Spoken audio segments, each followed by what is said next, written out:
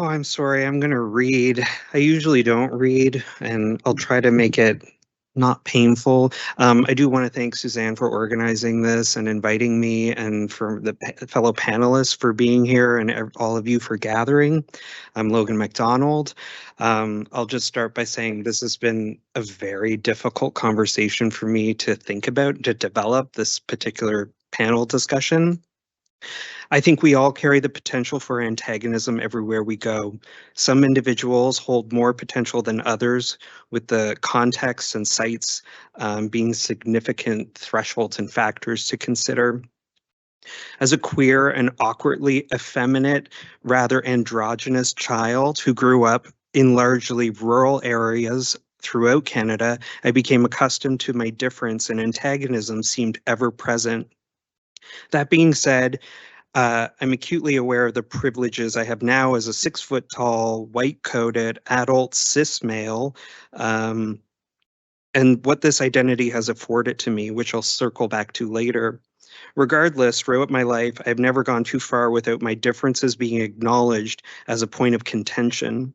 And throughout this firsthand experience is to which I'm able to speak that how everyone's existence can entice antagonism. As I've aged, this is nullified in some areas and intensified in others. For instance, when I was a youth, I did worry about my physical safety. And as an adult, I no longer have this worry, which I think is important to acknowledge given the impetus of these conversations. I probably should worry more, but the truth of the matter is, it's only in the aftermath of traumatic events do I fear or does doubt arise. But otherwise, in a classroom environment, I haven't really given it that much thought, which I believe is largely due to my identity as a cis male. This is this is, I think, why I found the events over the summer to be utterly shocking. Speaking from my own experience, the antagonism I met with now is largely intellectual, which arises out of being a rather outspoken artist and academic whose work is a form of activism that centers on notions of belonging as it connects to solidarity and punctuates concerns for disability justice, queer, homosexual, trans rights, anti-racism, anti-colonial indigenous sovereignty, feminism, gender-based equity, and more broadly, interrogations of structures that reinforce policies that disenfranchise people, trying to understand and confront the systems that reinforce social inequities has become a priority for me. I may seem like a Pollyanna, one of my favorite movies from when I was a gay kid, but I'm unabashedly optimistic for social reform and support the dignity, self-actualization, and autonomy and nonviolent coexistence of people. I know what you're thinking, this guy is woke. The answer is yes.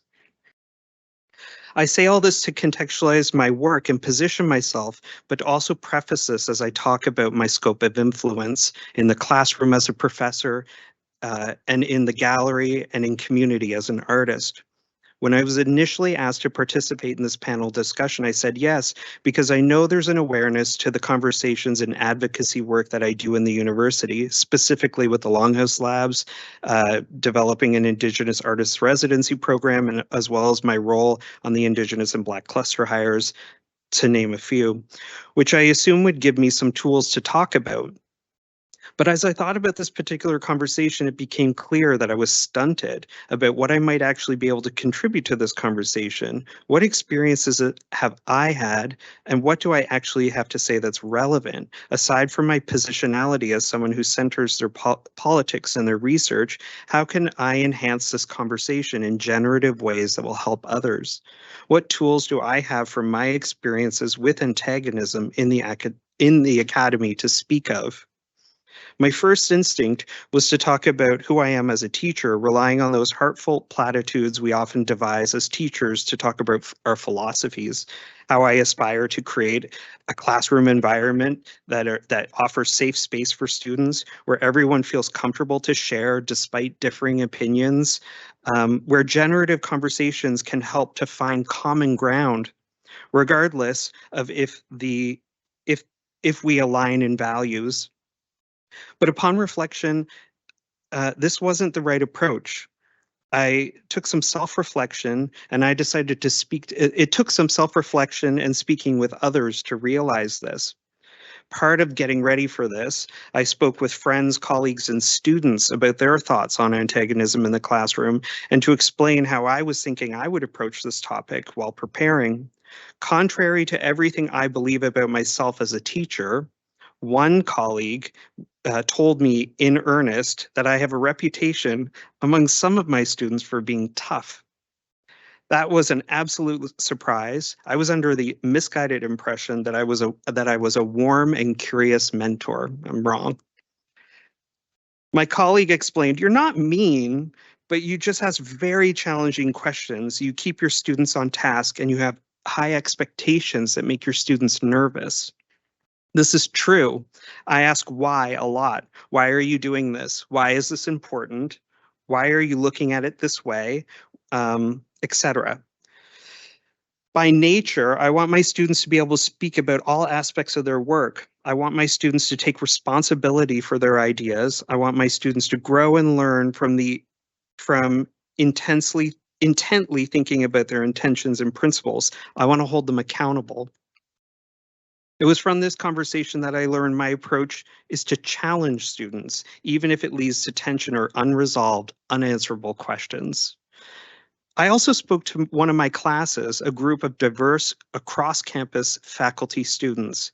I prompted them to speak about their own experiences with antagonism in the classroom. Who better to speak about this issue than students who move throughout our institution and have canvassed understanding about what it feels like to be a student right now.